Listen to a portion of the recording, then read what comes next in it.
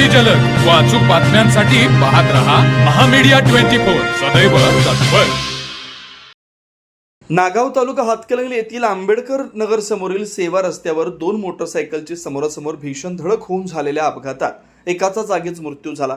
या अपघातात ठार झालेल्याचं नाव इक्बाल शेख वय 52 राहणार टेंबलाईवाडी तालुका करवीर असं आहे। तर या अपघातात अन्य दोन युवक किरकोळ जखमी झालेत। हा अपघात गुरुवारी रात्री 11 वाजण्याच्या सुमारास घडला।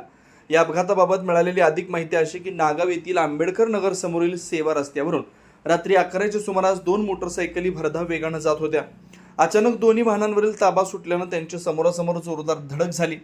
या अपघातात ठार झालेले इक्बाल शेख हे शिरोली MIDC परिसरात असलेल्या एका ट्रान्सपोर्टमध्ये ड्रायव्हर म्हणून काम करत होते।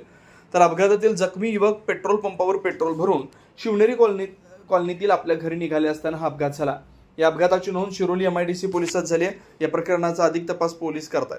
तर मग चला सबस्क्राईब करायला विसरू नका महामीडिया 24 न्यूज चॅनलला। महामीडिया 24 सदैव तत्पर।